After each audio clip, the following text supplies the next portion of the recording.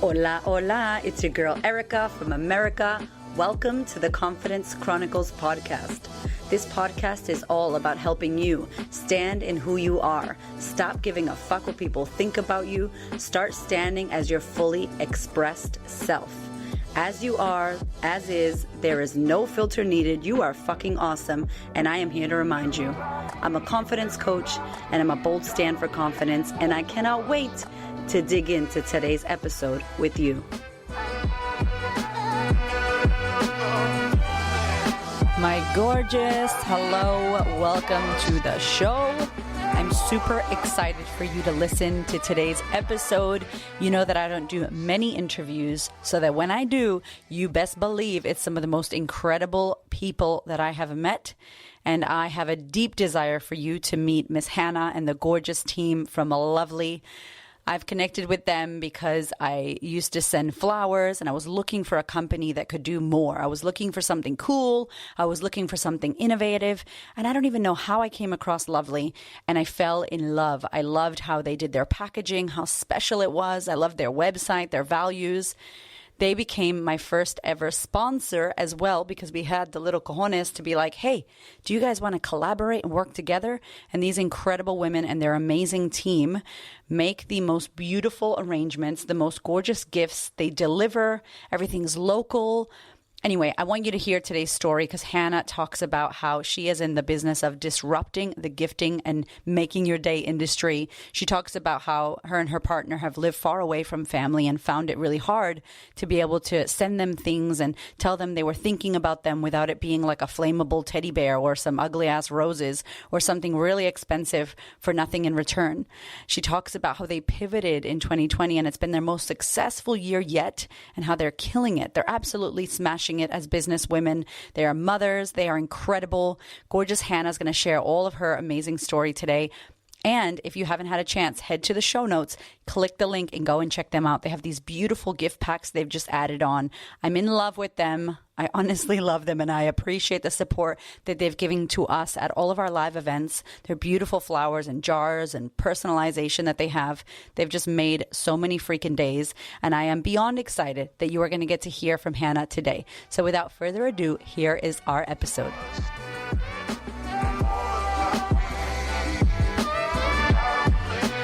Hannah, welcome to the podcast, finally. Thank you, Erica. It's so nice to be here. I'm so excited. We were meant to meet in person so that I could give you a proper squeeze. A hugger too. I love it. So at the time of recording this, we're in our bedrooms in lockdown, which is not fun, but we still got to have the chat. And I just want to say, first and foremost, anyone who doesn't know, really happy to finally see your face. And thank you because of the beautiful business that you've built. And we've got to build a lovely relationship. Do you guys say lovely a lot? Because you do. Yeah. It just had, you can't get away from it. I know. My podcast producer who helped hook all this up was like, they're so lovely at LVLY. And she's like, I know that's weird, but they're lovely. And people always apologize for it too. But we love it, right? It's part of the brand. The fact that it's such a kind of, colloquial, brand, you can use it in different phrases. I think that's part of its charm, really. So I love hearing it used. So tell us about you, for anyone who doesn't know. Tell us about what you do and a little bit of your background story. Sure. So, my name is Hannah Spilva. I'm co-founder and CEO of LVLY. We're an on-demand flower and gift delivery company. We've been around for about 6 years now. Personally, I'm from the UK. So I born and bred over there. I moved to Australia 11 years ago, actually, thinking I'd be here for 12 months. I was coming for an adventure. I worked in advertising at the time, so I had sort of a decade of working in the creative industry over in the UK between Manchester and London. And look, this opportunity arose to, with the company I was with, a global network called McCann Erickson, to essentially move to Sydney and head up their digital offering. So I jumped at the chance, and literally, I reckon within 6 months of being in Sydney, knew that 12 months was not going to be enough. And nearly 12 months later, here I am. living in Melbourne now with an Aussie husband, 2 kids, a business. So yeah, I've got nothing but good things to say about my time here. Awesome. So you came from your digital, like creative world. Do you kind of use that now in Lovely? Is that like that background that you originally started with? Does that help you build this business now here that you have? Oh yeah, look, there's no doubt. I think so. Both Verity and I. So Verity is my co-founder in Lovely. We both come from the creative industry.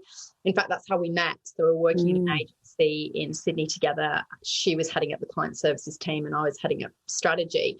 And I think certainly from my perspective, you know, working in creativity and sort of developing strategy for clients, problem solving is your job. Yeah. I was sort of a professional problem solver by trade. Yeah. So I think that skill set absolutely stands you in really good stead moving into, I guess, the entrepreneurial journey of starting your own business. Yeah. Because you're out of your depth and you are solving problem after problem all day long, every day. So I think that sort of ability to think creatively, think laterally, and be really unafraid of solving complex problems has been a huge benefit. Yeah. So why flowers? Because you guys have a pretty freaking awesome, innovative business. When you think about buying flowers online, it is not fun and sexy, but you guys have made it amazing. So where did that come from? Yeah, it's a good question. And I think we sort of look back and go, why flowers? and I think the truth is, you know, the idea didn't really necessarily start with flowers or a passion for flowers. I mean, Verity and I had no experience with flowers when we started. And I think, you know, our individual drivers were probably slightly different. For me, I really wanted the challenge of building a brand from the ground up and a business from the ground up. Flowers was something that, you know, Verity had seen an opportunity around and felt strongly about building into a business idea. But I think the way that we sort of wrapped all of those things together was more about purpose than product. So we wanted to build a business that was about spreading joy in the world, was about making people smile. And flowers were really the facilitator for that. So, I'd say it was a brand-led idea. It was about, you know, creating happiness.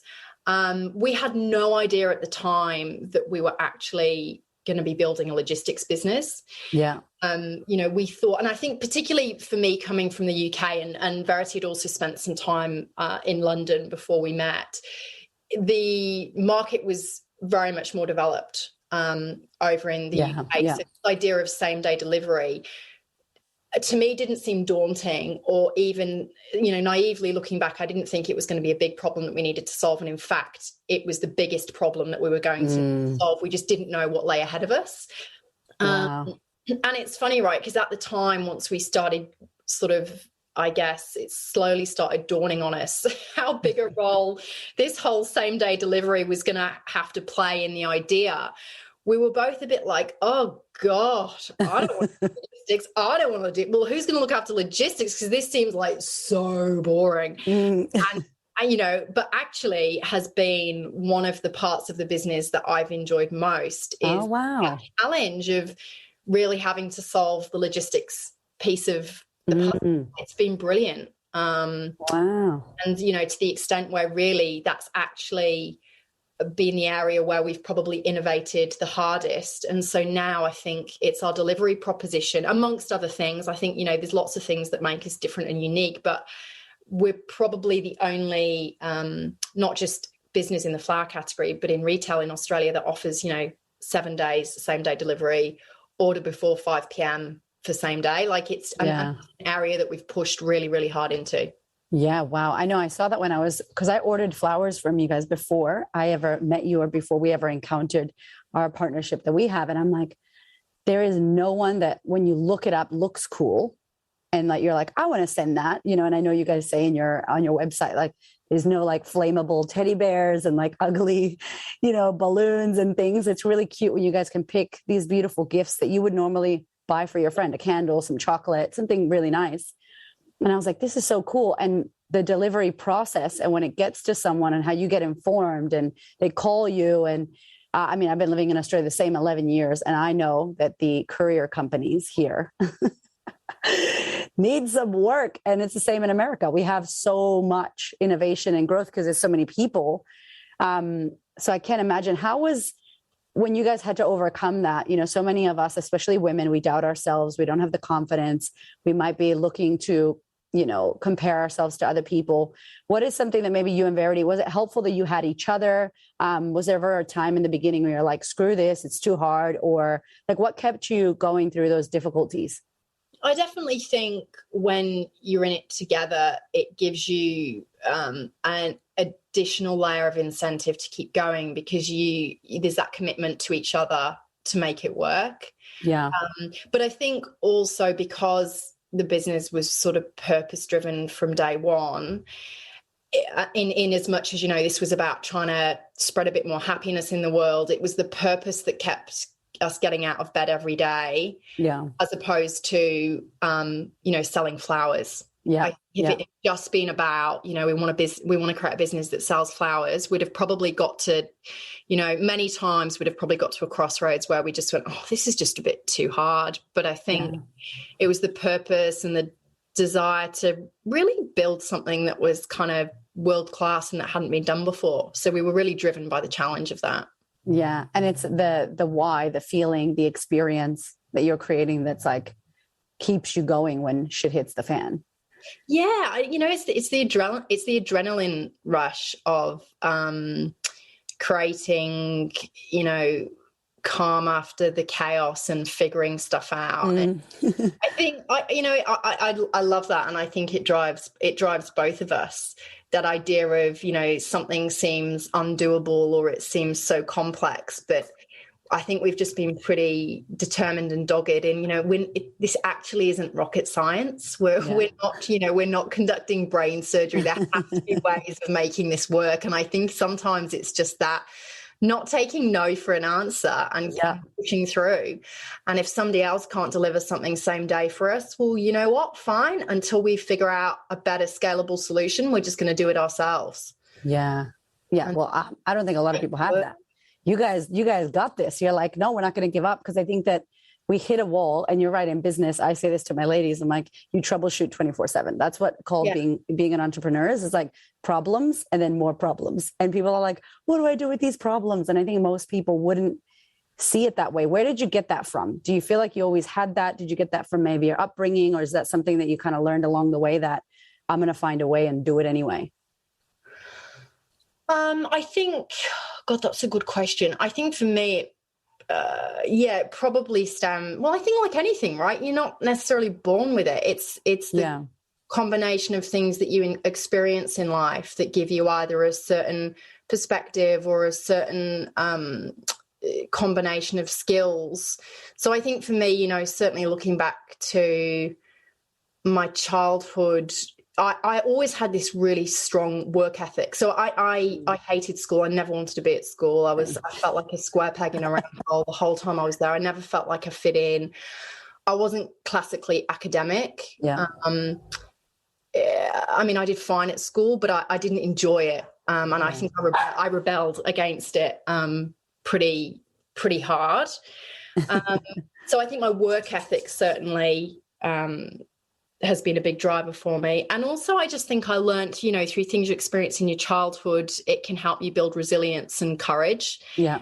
And it then gives you a sense of kind of confidence to go into uncharted waters. And so for me, certainly I think my childhood, I saw my dad go through an entrepreneurial journey. Oh, wow. Sometimes have great success, sometimes have huge failures. And the things that then results in, from a family perspective, I saw my parents' relationship fall apart. I think there were lots of things that were character building for me as a kid, experiencing, in my sort of immediate family, pretty significant mental health challenges, watching people struggle with whether it's alcoholism, experiencing suicide. I think all of these things can just really help build a level of courage and resilience that you have no idea at the time, but they sort of come back as a blessing later in life.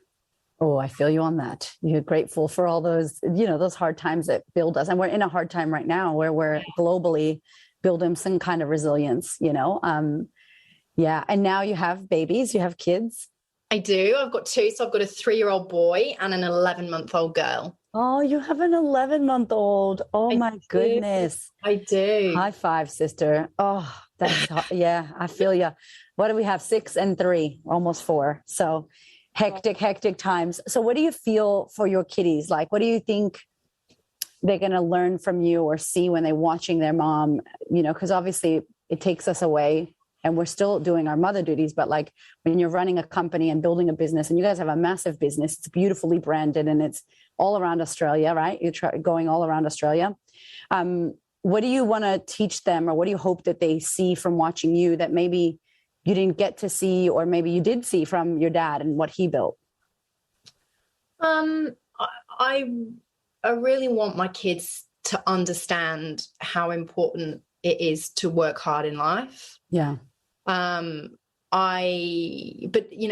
more than anything, I just want my kids, I guess, to understand the importance of kindness. I think that is, for me, the most important thing. And probably, that's what this business is built on, right? It's really sort of built on creating happiness through kindness.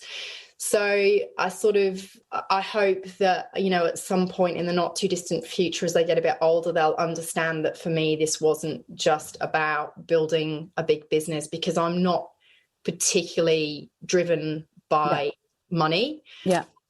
But I am driven by, purpose and learning and development. So I really hope that they understand those things as they start to get older and understand that this was about much more than just a business.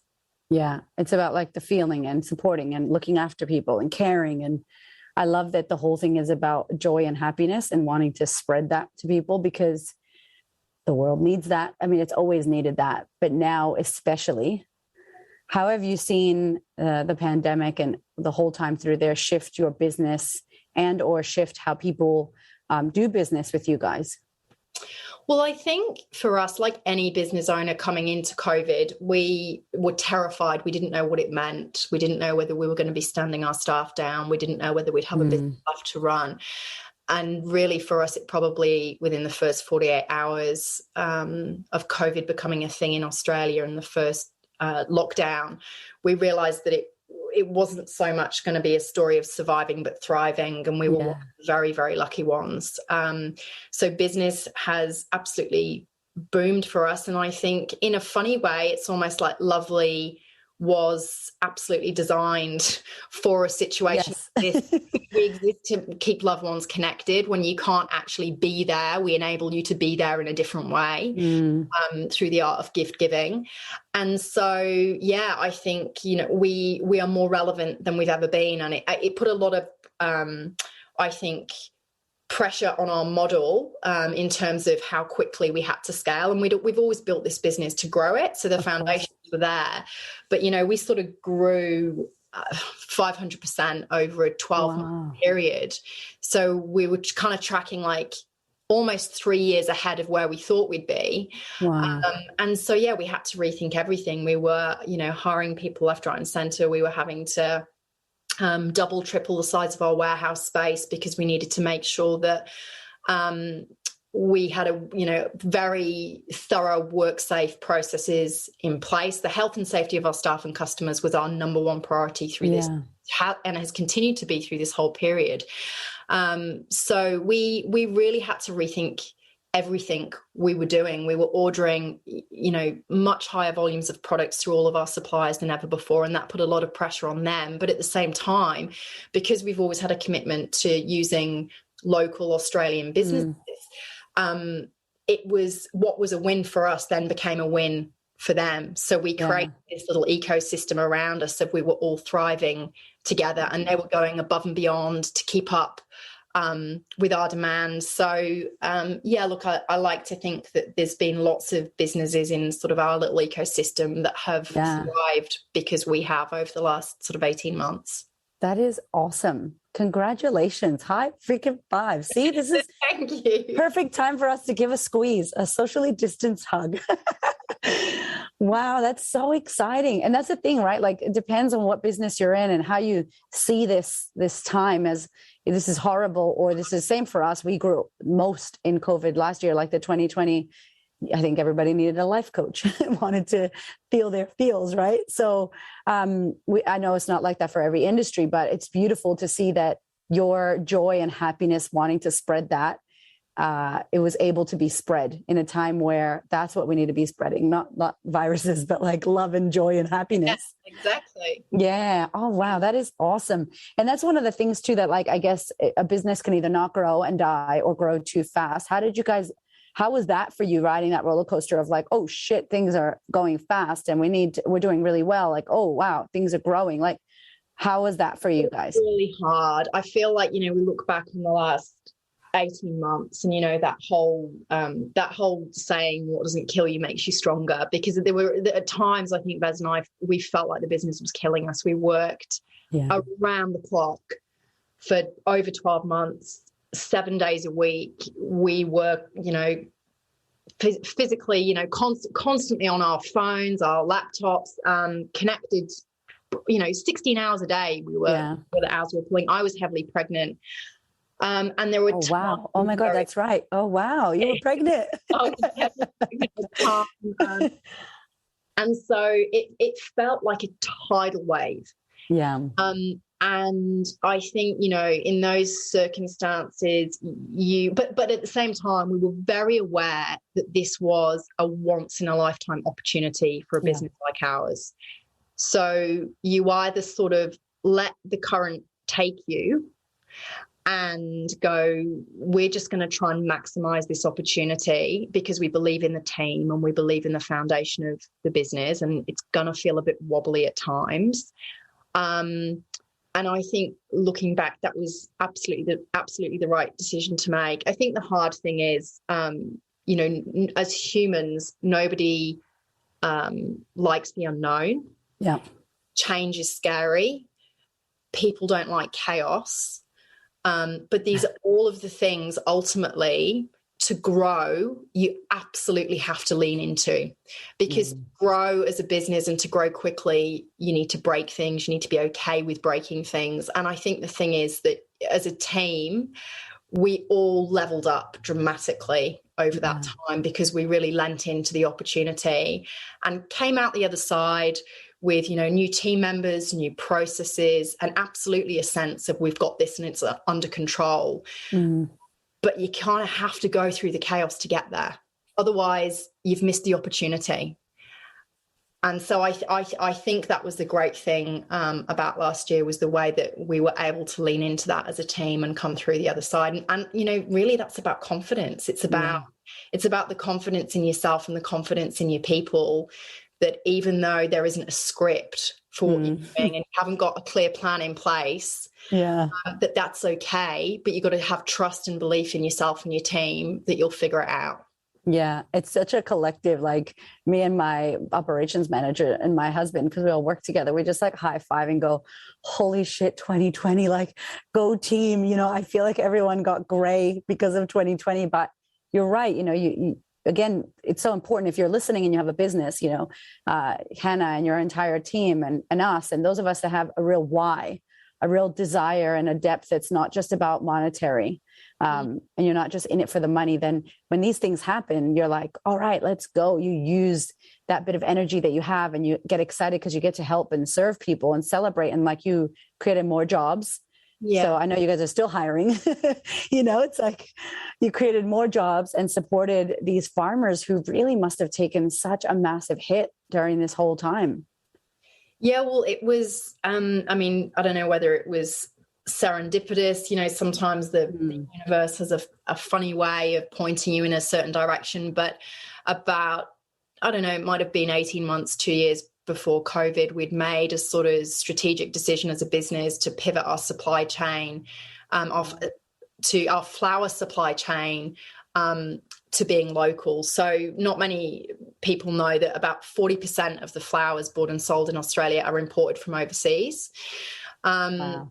And, you know, they travel literally from the other side of the world. They're air freighted into Australia. So it creates a huge carbon footprint. You've had flowers that have actually been harvested, you know, up to 7 to 10 days before they even land with a wholesaler or a florist, let alone finally arrive with a consumer. So the lifespan of the product is already compromised. Because of the biosecurity measures in Australia, they have to be treated with a highly toxic pesticide called methyl bromide, which is carcinogenic. It's banned in other places in the world. So actually, there's quite an ugly sort of environmental footprint that sits around this industry we exist in. And the more we learned about that, the more we said we really want to rebel against that. It's not good for the environment. It's not sustainable. And so we launched what we've trademarked as our paddock to posy supply chain, with a real focus on sourcing local flowers. Now, of course, when COVID hit and suddenly imports couldn't flow freely into the country, we were so fortunate, right, that we already had these relationships and this focus in place, because when there's huge spikes in demand, it was only because we had pre-existing relationships with local wholesalers and growers that we were able to meet that demand for our customers. So you know, the universe sometimes got looked after. Yeah, you're like, thank you. And it set us in good stead, right? It meant that we've been able to continue scaling our business regardless of what was happening with international imports. Whereas, you know, some of the business in other categories virtually, you know, ground to a halt overnight because they couldn't access their product. Hey, this is a little intermission from me to you. I just really quickly wanted to invite you to pretty please head over to thequeenofconfidence.com/podcast. If you are enjoying this podcast, I would love for you to review it. Let me know what you think. I love honest opinions. It helps more women reach this podcast. So pretty please head over to thequeenofconfidence.com/podcast, or go to Apple iTunes and leave me a beautiful little review. I would love and appreciate it. All right, sister, let's get back to the episode. And it's so crazy because with the events, like we have all of your beautiful jars that are labeled, and you guys do customization and all this really cool stuff that I think is a great idea for live events. And now I'm sure weddings, I think you guys work with people who are having weddings, and all of the events have just plummeted. And it's so sad because I have my calendar this year, Hannah, is like bam, bam, bam. And now I'm like, holy shit, we need to COVID proof our business. And, you know, events are not a thing now. And it's so freaking sad. It's frightening. Yeah, it's kind of like it's the new world we live in, and we're all having to innovate in ways which we didn't ever expect to be innovating in. Yeah. But I love this too, because I did a masterclass recently with this whole group of people in the events team, and they were really low and really down. And, you know, I think we have to move through our shock and our anger and our grief and our sadness and move into acceptance of what's going on. Right. And it sounds like you guys had to go through all that, or maybe didn't even get to go through all that because you had to show up for your business and for the customers. And I think it's crazy, but when you're in that space where you move through, you get into a space of creation, and you can create for the new problem, you know. And now you could, if you're having a live event, send flowers to everybody who was coming to your event and do a virtual event. You know, you could send gifts. I think we were having a retreat, and I messaged your team and I was like, so many people can't come to our retreat because they're in restrictions. And it was really beautiful because they all got these like beautiful boxes that were like, Belle, I wish you were here. Or, we miss you. And like, my ladies were like crying, doing videos like, Erica, this is so lovely. And I'm like, thank you, lovely, for having my back, you know? And it was awesome. Like, that could have just been like, oh shit, you guys can't come. Sorry. But it just really was beautiful because we got across that feeling. So. Yeah, I think, look, we're a business with a lot of heart. And although we're a digital business, right? We're an e-commerce. We don't have any physical stores. Our brand and our product is very physical, and it's that acts as the conduit between people. So it is, it gives people the warm and fuzzies, and it can completely change somebody's day, completely change somebody's sentiment and feelings. So it feels amazing for us to be part of that. We love it. It's what drives us. Yeah. Do you have a gift giving love language? Do you know your love language? I do. I think mine's acts of service. Oh, okay. Yes, that's my husband. Nice. I know. It's nice when if anybody listening has a friend with the love language of gifts, make sure you go when we finish. Go to the show notes. We're going to give you a link so you can send some beautiful flowers. But yeah, it's so nice. It is nothing like that when you are feeling down or feeling forgotten or feeling sad and you get this beautiful box. And I got a box for my birthday. So I love you, Team Lovely, and it had confetti in it. And I was like, this is the best thing ever. So nice. I think like sometimes it's the finishing touches. It's the small things as opposed, the flowers for us, the flowers have only ever been part of the experience. They're not the experience. It's the packaging, it's the unboxing, it's the customization, it's the confetti, it's all of that. And I think it's that kind of elevates the experience to something that's way beyond just flowers. Yeah, it really is. It makes you feel nice. Hard to try and, I guess, perfect that over time. So what has gotten in the way of your confidence through this journey, if anything? And what do you do to keep creating confidence? And what do you do to keep showing up with confidence? Confidence for me is something I've had to work really hard at. So as a child, I was incredibly shy. My parents would describe me as painfully shy. And so I think confidence is definitely not something that I was born with, but it's something I've sort of worked hard at and learned how to foster. For me, I think it's about understanding yourself, understanding the things where maybe you're lacking confidence and leaning into them and working really, really hard. I think probably there are definitely times where I still doubt myself. There are times where I have crisis of confidence. And in those moments, it's always unquestionably about the people I surround myself with that get me back to the place I need to be. So surrounding yourself with your cheerleaders and your radiators, the people that make you feel so comfortable about who you are. They make you feel as comfortable about all of the things that you're not as all of the things that you are. Yeah. So I think that for me is really key, coming back to figuring out who your tribe is and spending as much time with them as possible. Yeah. And what about for your kids? When you think about teaching your kids confidence, because I get a lot of moms and they're like, how do I make my kids be more confident? Obviously your babies are little, so they are who they are right now. But growing up, how do you feel like as a mom, as a businesswoman, you can instill this into them, or how more mothers can? I think for me, it's, looking back to my childhood again, I was really blessed that my parents never made me feel like being shy was a problem. I was always encouraged and supported to be exactly who I was and who I wanted to be. And so I think, when I look at my kids now, and my son, sort of pivots from, he's a classic sort of 3-year-old, he pivots from like, the most confidence in the world to actually being somebody who's quite shy and vulnerable. Yeah. And I just really encourage him to go with the flow and I guess adapt my parenting style and feedback depending on, how he is on any given day, because the last thing I want to do is, make him feel like a confident person is who he needs to be. Yeah. I think the important thing for me is teaching my kids to be completely and utterly comfortable with who they are.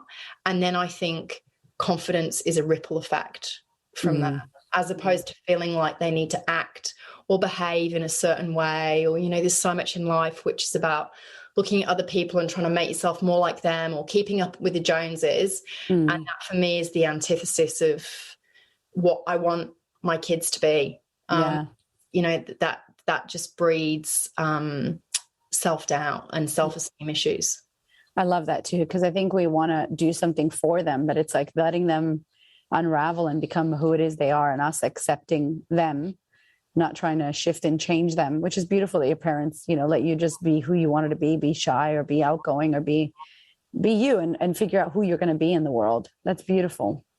Yeah, I think, they describe me as painfully shy now. We can all look on it and just, but at the time, they never put a label on it. They never sort of were trying to prise me from behind their legs to push me to people to say, Hannah, tell them who you are, or answer that question. And I think, it just they allowed me to be me. And I think it's actually that level of comfort with myself that it instilled has actually become probably one of my greatest assets. And that's ended up being the thing that has allowed me to be so confident. I'm just so comfortable in my own skin. Yeah. And you're so not shy now. You're like, hey, I'm doing this.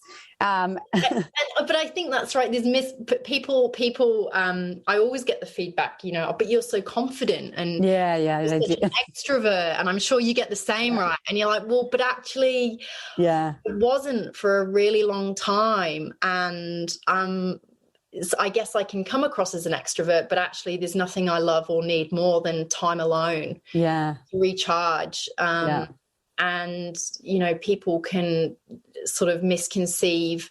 I think, there's misconceptions around if somebody is comfortable with public speaking, for example. I've had the feedback over the years, but it's easy for you because you're good at it. And I'm like, well, actually, it's not, it's only easy for me now I still find it intimidating. But it seems easy because I've put myself in so many situations that I felt uncomfortable in over the years to gain the experience and the courage to keep doing it. I've worked really hard at those things. So actually it's not easy. And so I think it's important that people are, that we're honest about that. So people understand that these things don't come easily.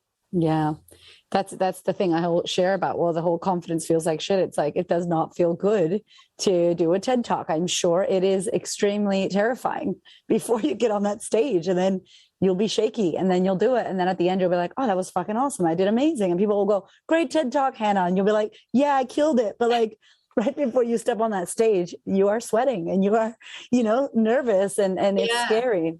It takes a lot of courage to put yourself in situations where internally, you're absolutely shitting yourself. And that ultimately over time builds confidence, but it's not without, the effort and the hours that you put in to get there. Yeah. You're going to fall down, everybody. It's going to hurt. And then you just got to get back up, ride the bike again. So with confidence, one of the things for me, we are a lot smaller of a business than yours. And we've just started hiring people. And I had my first lady, Nikki, who I hired, who I love. I was so scared, Hannah. I was like, oh my God, I got to hire a human and like be responsible for this human's pay. And she's got 4 children. And I'm like, I'm being responsible. And my accountant was like, Erica, you can hire 2 people. You can hire full. And I'm like, no, this is a lie. Cause I just felt so like, I'm happy to bring myself down and do my crazy business, but someone else. How did you feel, or you and Verity feel like going, all right, we're going to hire humans? Or was that just a natural thing for you? How was that experience? Yeah, look, it's an intimidating, it's like anything. You're putting yourself constantly out of your comfort zone. You're doing things you've never done before. It's a huge, I think, responsibility once you start, I guess, then being in some way responsible for other people's livelihoods, because every single person you hire into your business gives you another reason to get out of bed every day and make it work, because suddenly we're not just doing it for Vez and I and because we've made a commitment to each other as co-founders, but we're doing it because we've got, an amazing general manager, and then you've got an amazing marketing coordinator, and then suddenly you've got a team of 15 people, and then suddenly you've got, and it keeps growing. And so every one of those people gives you an extra incentive to make it work. So I think over time, what I've learned is to, rather than feel intimidated and scared by those things, they just give me an extra layer of drive. And I know it's the same for Vez, right? Our team is everything. So we have a huge amount of commitment to them to make this business work. And I think the other thing we learn is it's okay to be vulnerable with your team about how scared you are about the business growing and about commitment to them as employees, because it just fosters this sort of shared sense of commitment. And a lot of our team who've been with us since the early days, I think we've been so collaborative about how we've built the business. They feel like founders. Yeah. So you suddenly are sharing the weight Yeah. of this thing that you're creating, because everybody feels so invested in making it work. But it's hard. Like I don't think that it never goes away. It never feels easy. And it's always going to feel scary. Mm-hmm. But I think it's a good thing, right? Because I think the day that you become nonchalant about those things is probably the start of the end. Mm-hmm.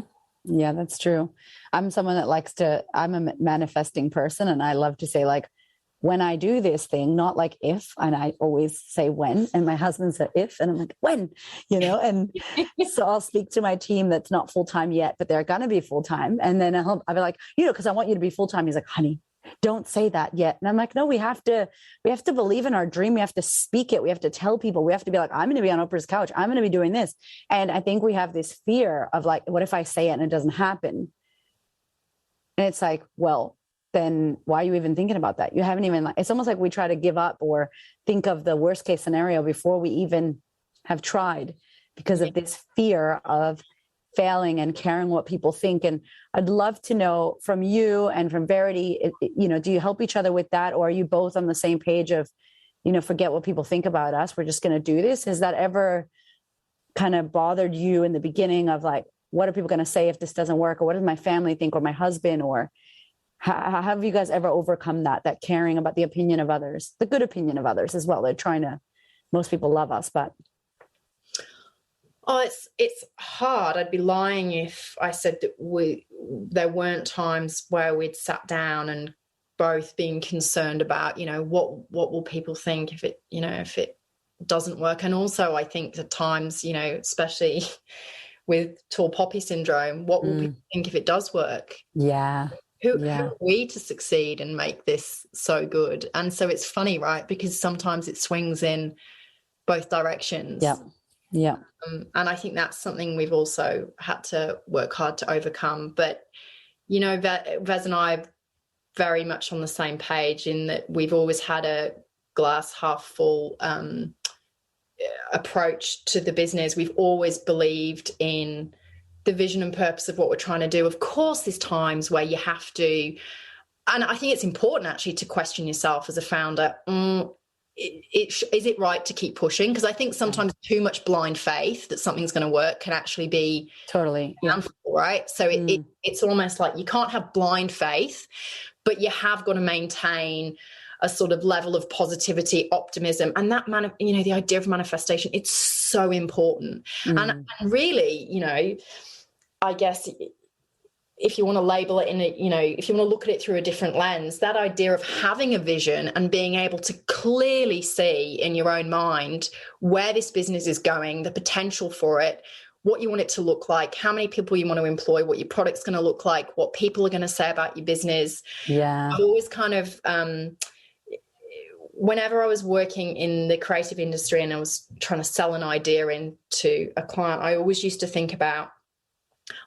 try and write the press release for this is what people are going to be saying about this idea or this thing when it works. Yeah. And it's always the best way to get somebody to really see a vision and buy into an idea is this is what people are going to be saying about this when it works. And I think, we still do that to this day. It's how you build a vision for a business. It's how you create a strategic roadmap. Yeah. So if you can't manifest that idea in your head, I think you've got a problem. Yeah. Yeah. I love that. I love the visual. I'm also very visual. I will be like in the shower or driving my car, or when I could drive further than 5K, and I would fully, like, I've already been to my TED Talk. I know that sounds crazy, but I've already been on the stage. I've seen the people. I've felt it. I'm in the outfit. I'm on the red thing.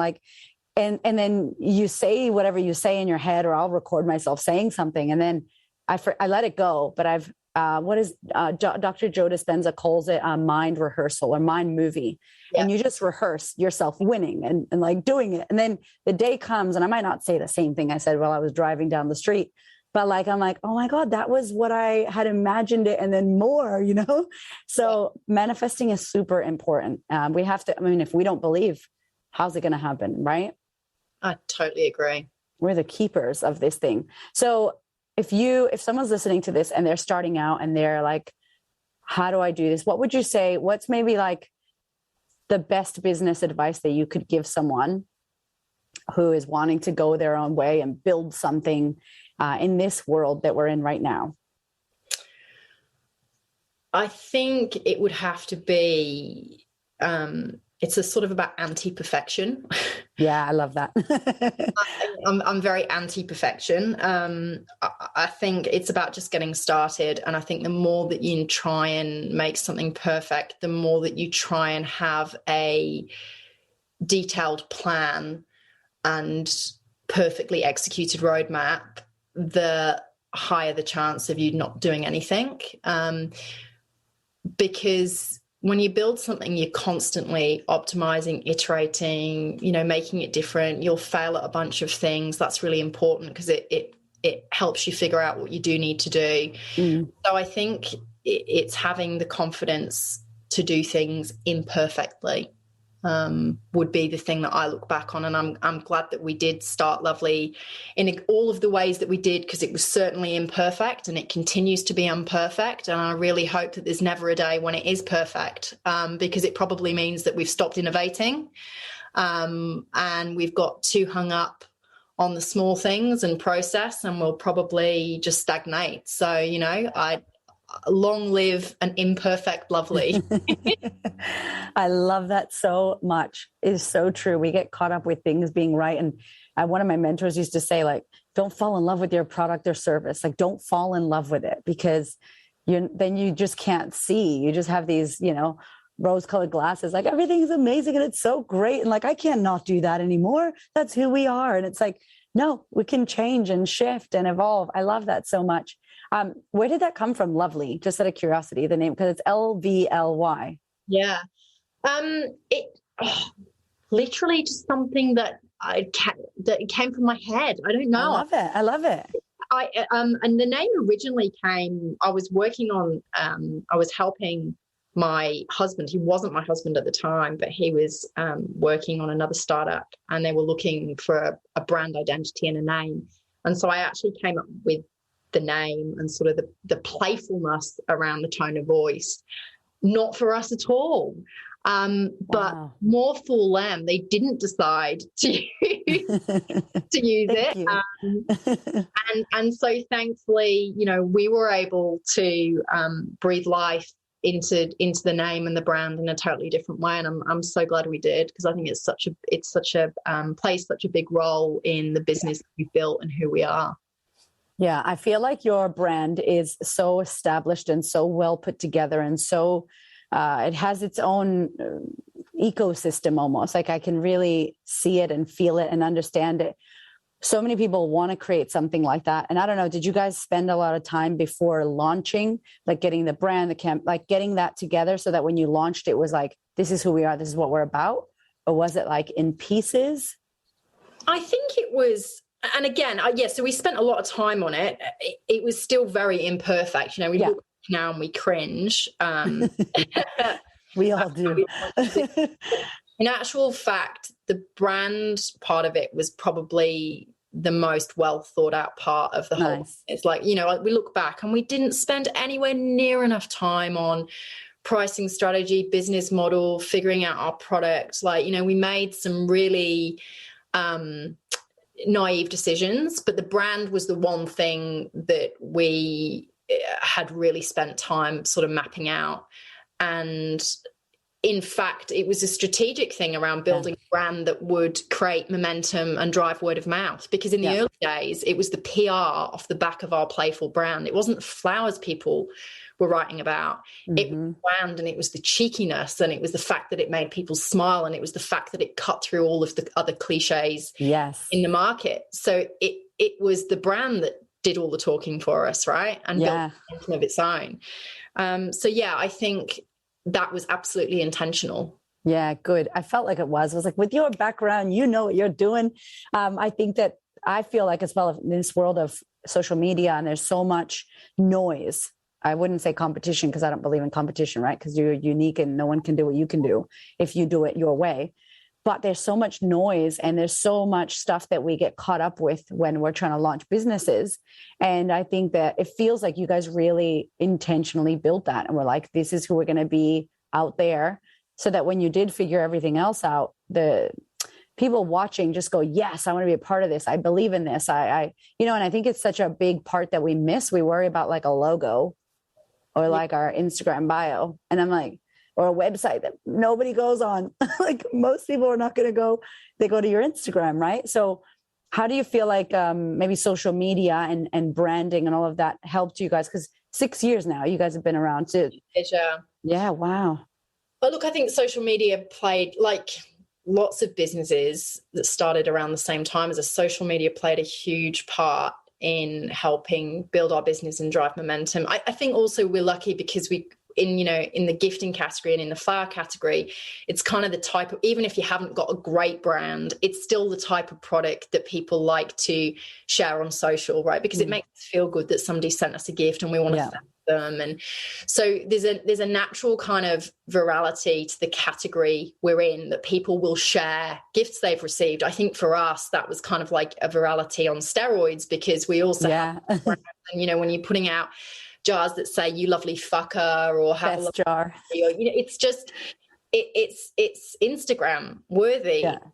So I think it definitely it 100% it sped things up for us, because we had so intentionally created the brand in that way. And I think we just wanted to be authentic, right? We wanted we wanted the brand to almost be like a mate, to talk to our customers as we would our friends, to say cheeky and playful things that would make people giggle and laugh, to not take ourselves too seriously. And I think it's worked for us. It totally has worked. You guys have to check out in the show notes their Instagram. I'm going to pop it in there. It's worked because I think I feel like you have a beautiful community as well. And as soon as you get these flowers or you send them, you're any gift that you guys sell on your website, you feel like you're a part of this community, a part of this joy. You watch it, and I love your stories because it's always people resharing, just beautiful things that they've gotten, and they got a big smile on their face. And if you feel like shit, definitely go check out Lovely Stories, because just pretend they were sent to you. It feels really nice seeing that, and it's not just this, let me tell you about these roses, it's like, it's so much more, like you say, than the flowers. It's about the entire brand and the people that are receiving and sending this. So you guys have done such an amazing job on social media, because I think it's plays a big part in consumers and the people receiving it, and just feeling like you're a part of something. I think so. I think the thing is sort of underneath the layer of social media, though, as a brand, you've really got to back it up. So it's not just what you say, but it's how you treat people. So for us, because, it's not like we've got, we don't see customer service as a department for us, because our whole business exists to make people happy. It's actually part of everybody's job in the business, whether you're Fez or I, whether you're making flowers, whether you're packing boxes, whether you're a delivery driver, whether you're working on order management. It doesn't matter who you are. We all know we're there to make people happy, right? So if it wasn't for such an emphasis on world-class customer experience and going above and beyond to make every experience amazing, I don't think that would come through in social media, right? So I think it's everything that goes on behind the scenes. And, we really will, as a business, we will do whatever it takes for a customer to have a positive experience. So if a customer hasn't had a positive experience, which happens sometimes, because that's life and we're human, then we will rip up the rule book of, our guidelines or our T's and C's. Like, when we are not that company that will refer you to our terms and conditions. Even though obviously we have to have terms and conditions, course, legal point of view. And our terms and conditions will say, if you enter the incorrect address while checking out and therefore your product is delivered to the wrong address, we cannot be responsible for that. However, we're human. And if somebody calls us and they're devastated because they've entered the incorrect address, their friend didn't, their friend's having a terrible day, or they've lost somebody and they wanted them to get the flowers, then we're like, okay, we're going to be human about this. Yeah. All we really care about is that you have a great experience. So either we'll refund you, or in most cases, whether it's a refund, whether it's a redelivery, whether it's both, we don't refer back to terms and conditions. What we refer back to is the person we're speaking to on the phone or via email. How are they feeling? How have they experienced our brand? And if it's not good, come hell or high water, we'll try and make it good. Yeah. And I think that's pretty unique. I don't think there's a lot of businesses out there that think like that. Yeah. Yeah. Well, there's heaps of people scared, and Gary Vee talks about it a lot, scared to have a public profile on social media that people can comment and say stuff. And it's like, I hated that delivery was shit. I give you 1 star. Like, how great if you could see a client that says that right there on your Instagram and be like, hey, Hannah, I'm so sorry. Erica's going to call you now or message you and we're going to fix this. Like, how gorgeous. Like, that's beautiful that we can do that, versus someone doesn't say anything back in the day and they just don't buy from you, or they tell 50 people how shit you are at a cafe because there's no social media. So I think we really can use social media. And I love the integrity and the support you guys have. And I don't even know if you know this because it's not at your level, but someone from your team helped us because something about WA that we couldn't do. And someone in your team was like, hey guys, and I don't think she even knew who we were, but she's just like, this is what we can do for you. And she like organized this whole special box and made it work for us. And it was out of the ordinary. And we didn't expect that. So we were like, oh my God, they're amazing, And it was just that kind of support. And I think that you don't get to where you are, you and Verity. So congratulations. And I acknowledge you for what you guys are doing, because it is that integrity and that care for that one person, not about getting more customers, but it's about the people who we have, are they happy? And are we doing a good job? And if we're not, what can we do for them? That is extremely unique. And there's so many businesses who miss the mark and who get into their ego and who go to their restrictions or their T's and C's. And at the end of the day, it goes back to your values, which is we're about bringing happiness and joy. So you can see that. Thank you. Yeah. It's good to know that comes through. And I think it's kind of ironic, the people that think that social media is the enemy or that reviews are the enemy. Like, it's not social media that's the enemy. Like, if you've got unhappy customers, you're your own worst enemy. Yeah. Don't worry about social media. Worry about making your customers happier, or your service less shit, or your product better, or figure that out. It's that's the problem. Right. As you say, the customers they might not tell anybody, but they're just not going to come back. And exactly. So that's a really expensive business to build when people shop once, because the experience is so crap. So yes. Get on the value of responsibility. That's the one in our business. And everyone's like, I'm sorry that happened. I'm like, it's if I can probably bring it back to something that I didn't do, and I always take responsibility for when something goes wrong in my business. I don't want to say it's my fault, but it's my responsibility to figure out why that happened and how we can fix it. And I think it's a great way for us to operate our businesses with that responsibility, because then we can change it, right? Yeah. If something's wrong, we can be like, sorry, we'll fix that up. So you guys are doing an incredible job. What is next for you? What is happening in the world of Lovely now or to come? There is so much going on with Lovely. So last year was crazy, right? And most of the time for last year, we just had one state in lockdown. We've recently been dealing with our first triple lockdown across 3 states. So business is busier than ever, but we've never wanted to be a business that sort of sits back and take orders. At the same time, we're still trying to make sure that we've got a sustainable business model that's going to grow beyond COVID. So we've been rolling out, last year we rolled out 7-day delivery. So we went from 5 days to 7 days. We've pushed back our order cutoff. So you can now, it used to be order by 2 p.m. for same day. Now it's order by 5 p.m. for same day. We're doing 4 locations. We'll be expanding our same day delivery into other cities across Australia. We're also about to launch a pretty significant product like range extension. Cool. In the next 12 months, we'd like to trial our first international market. So girl, that is ginormous. There's a lot going on in the business. Oh, that makes me really happy. That's awesome. Thank you. Yes, you deserve it. You guys are incredible. A massive team effort, right? I mean, there is so many people working alongside Baz and I to make it happen. And there's absolutely no way we could do it without them.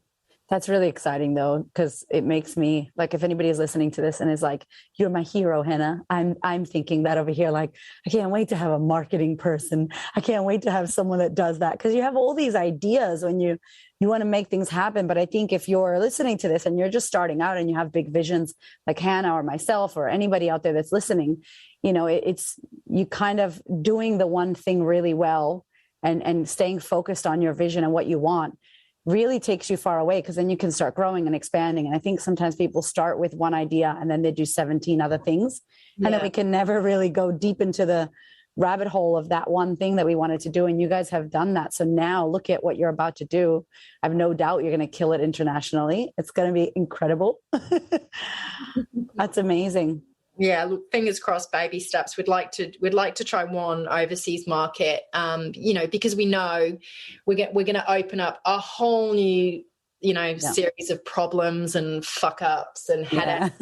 So we know we kind of want to sort of tiptoe into one overseas market, figure out what all the pain points are going to be, and just sort of learn to walk before we can run there, I guess. Yeah. So, but it's exciting. It is. It keeps it fun. Like I am always energized and excited by the crazy things we want to build a school. And I'm like, I feel like it's going to be my third baby. And I almost kind of want to throw up in my mouth when I think about it, but I'm also like, this is going to be so exciting. You know what I mean? So it's like that kind of drive to have these. And I think it's important that we keep having big goals and big dreams and shit that scares us. Because if not, then it's just flatline. We get bored and we get complacent. Yeah, we got to keep pushing. Absolutely. And I think, you know, it's important that you still feel excited, because in the moment you stop feeling excited about new challenges in the business, and the moment you start feeling dread or like it's all too hard, is the moment that, you know, you probably, or I imagine that's the moment that you need to step away. Yeah. So excitement, fear, is I think they're the right emotions to be feeling. Yeah, mix all the ingredients together. Yes, equals entrepreneur. So Hannah, how can those that are listening find more about Lovely, find out more about you guys? Where can we go? So you can head on to our website, which is Lovely, so lvly.com.au. You can check us out on Instagram, which is just hello_lovely. Thank you so freaking much, woman. You are incredible. I really, really honor you and appreciate you. And Verity, we're sending you all of our love. And here's to more success for you guys. Oh, thank you, Erica. It's been a great chat. I've loved doing it. My business sister. What's good? Listen, I'm talking to you if you run a business, if you want to grow a business, if you are running a business and you want to scale that thing and you want to grow it. Listen, I have created our business from $0, literally scrounging for coins so that we could buy bread for our family. And within 3 years, we've made over $1 million in our business, have a global program, and we're making an impact around the world. And I do what I love, okay? I do not work a day in my life. I love what I do. If you are wanting to grow or scale your business, I have a free masterclass that I recorded, a video. I have to say myself, that shit is fire. It is fire, and it is called Why You're Not Making Money in Your Business. So be sure to head over to thequeenofconfidence.com/biz mentoring, or click into the show notes of this podcast episode. It is such an amazing masterclass. I gave everything I had. I gave actual things, tips, tricks, tangible actions, steps that you can take, and important things that you need to know if you want to grow and scale a business to success with integrity, with authenticity. That is important, right? Like, we need to be growing and making businesses that feel good, where we're doing good work, and it's not just about the money. There's nothing wrong with money. Don't get me wrong. We love money, but you need to be making your impact and doing something that feels good to you. I don't believe that we should hate our jobs just to get money. No way. You can leave an impact on the world. You can create money and wealth in your business, abundance and impact. And what I like to say is more money, more impact. The more money you can create as a woman, the more impact that you can have on this planet. And let me tell you, do we need the impact? So head to thequeenofconfidence.com, click on Biz Mentoring. There's a free masterclass there, or click into the show notes here on the podcast. Get it while it's hot. It is such a great masterclass. I hope that you love it, and I hope that it helps you grow and scale your business.